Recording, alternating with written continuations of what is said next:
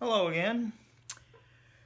Well, several months ago, a friend of mine got a Banjo Uke, and I had gotten a Banjo Uke about the same time. Now, I had played ukulele and mostly guitar and banjo for many years, and I've done a lot of banjo videos. Um, but after I got the Banjo Uke, a friend asked me if I could put together a little introductory Banjo Uke how-to video.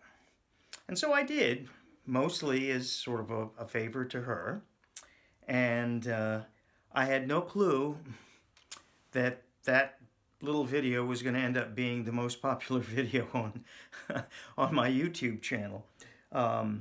So I had a ton of people signing up to the YouTube channel who, it was fairly obvious were expecting me to do at least one more Banjo Uke video. And frankly, I was completely unprepared for that. I had no idea what I was going to try to tell anybody.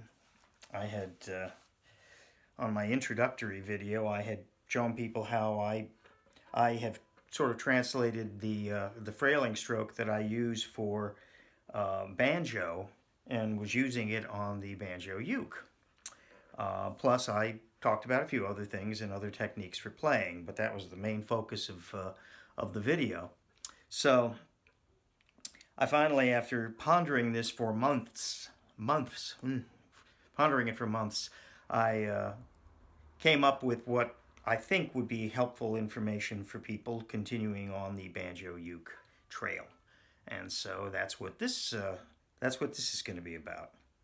So I'm going to do the song Sloop John B, or John B's Sails, depending on which version you prefer. And for this video, and for the song, I'm going to use principally three chords. We're going to use C, we're going to use D, and then we're going to use F. So it's actually in the key of C. So C, D, and F. But what I want to do is I want to show you how you can add variety while you're playing the same chord. Because there are sections in this song where you're playing the same chord for an extended period of time. And it's how you can add a little variety to those chords so they don't sound stagnant. So so it sounds a little bit, gives you a little more interest for the ears while you're playing. But at the same time, it's not all that hard to do, so you can still sing. So it's all kind of in rhythm. But so I'm going to start out. I'm going to do the song Sloop John B, and then I will go back afterwards, and I will give you an idea of what I was doing, so you can give it a try. So anyway, so.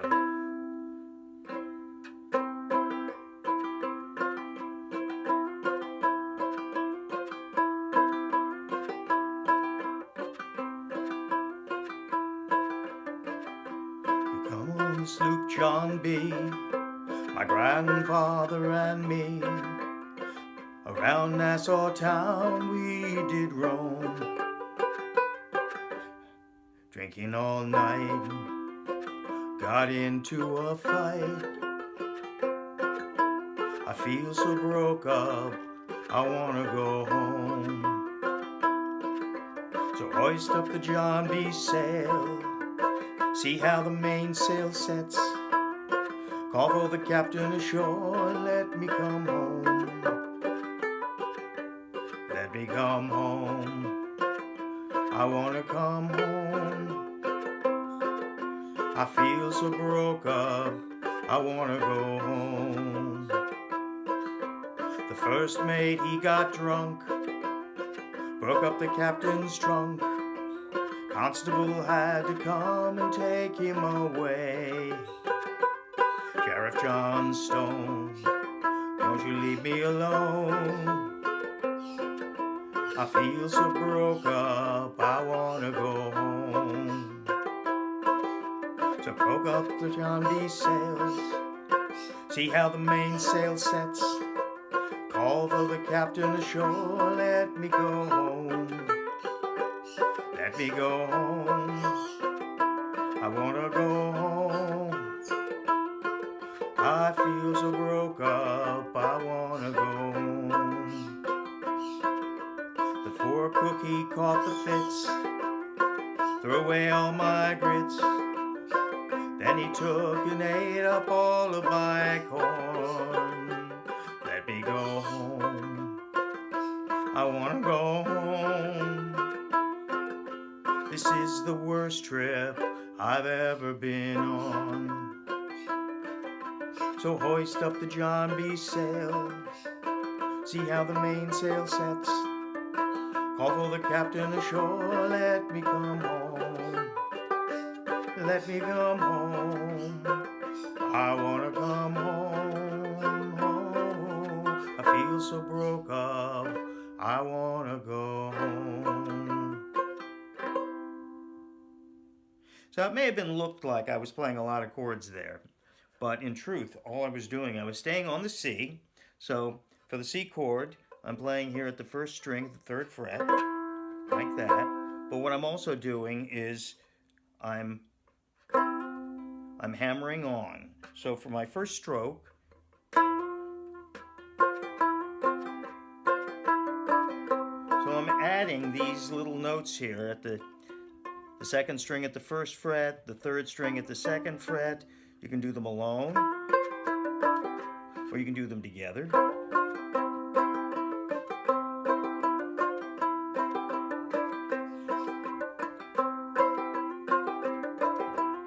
Like that. And then it goes to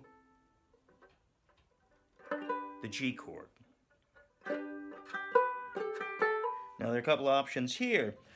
And when you do this kind of thing with chords, you're adding what they call suspended fourths and suspended sevenths and suspended seconds.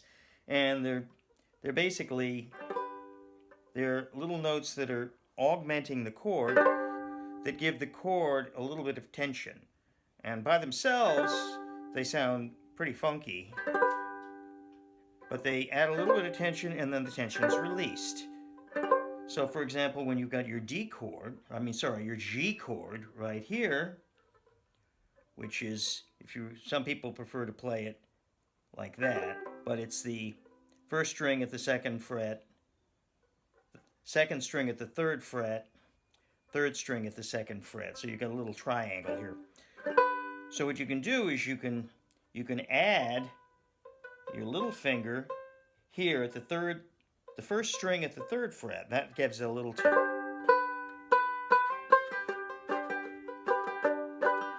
You can also take fingers off. So it's like, a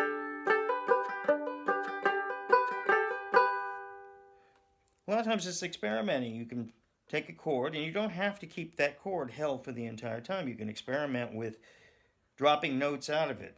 Another one that works most of the time is you take your middle finger off. So all you're doing is you're playing the 1st and 3rd strings at the 2nd fret. And you get that little bit so you can kind of go.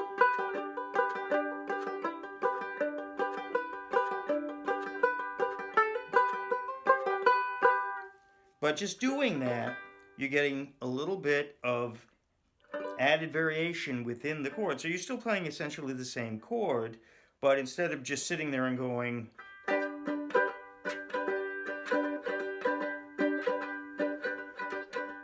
for an extended period of time like that, you're kind of going.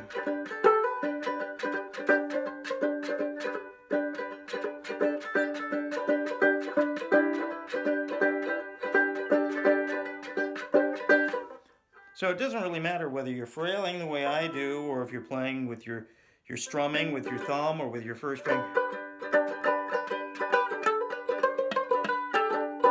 This is something I do on the guitar a lot. And a lot of people do that, as a matter of fact, just to add. James Taylor, for example, on guitar does this kind of thing all the time. Anyway, so the third chord we're dealing with in this song is the F. So that's like, so the same thing applies. You can add, so the F is just the first string at the, or second string at the first fret, fourth string at the second fret, like that. So you can play that, and you can add. Right here, you can get the third string, the second string at the third fret, or you can take your first finger off of the second string, so you can kind of go.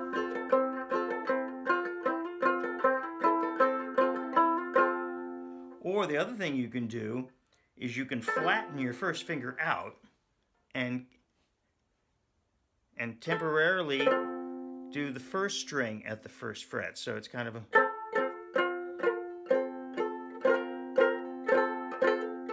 So it'd be like...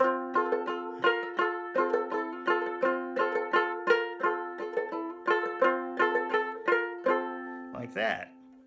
So let's go through just a little bit and I'll break it down. Sing, we come on the Sloop John B, my grandfather and me. So this is on the C chord the entire time.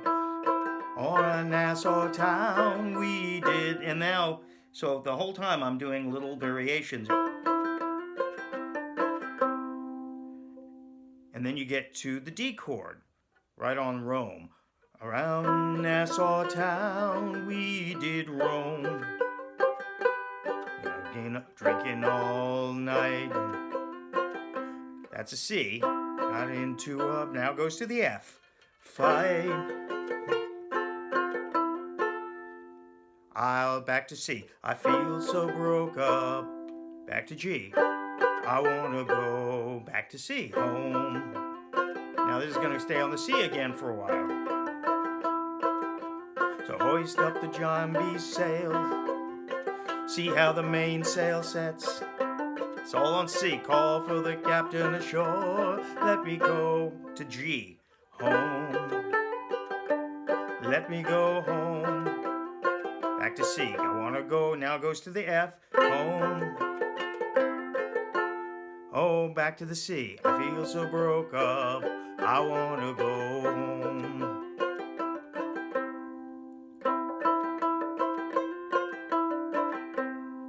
Just like that. And so that's the same pattern all the way through for the verses and for the chorus.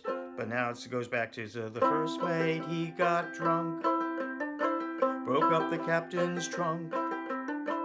Constable had to come and take him away. So that's an awful long time to stay on the same chord without making any variations. So that's where that... You could experiment with other places too. Some will sound good, some won't. And if they don't sound good, you don't do them.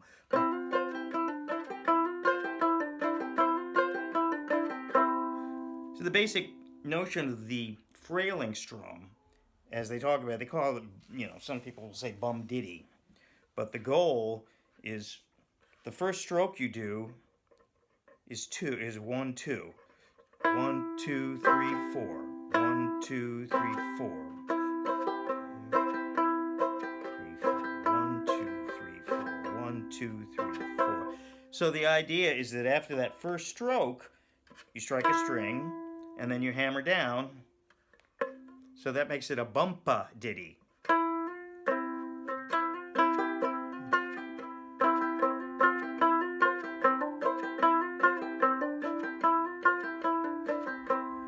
But that actually works also if you're just strumming in 4/4 time. If you're just going...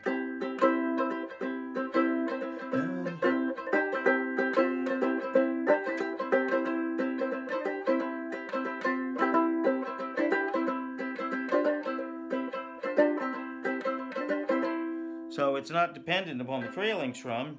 You could be strumming and you could still do those little chord variations. You get to the G's and you go...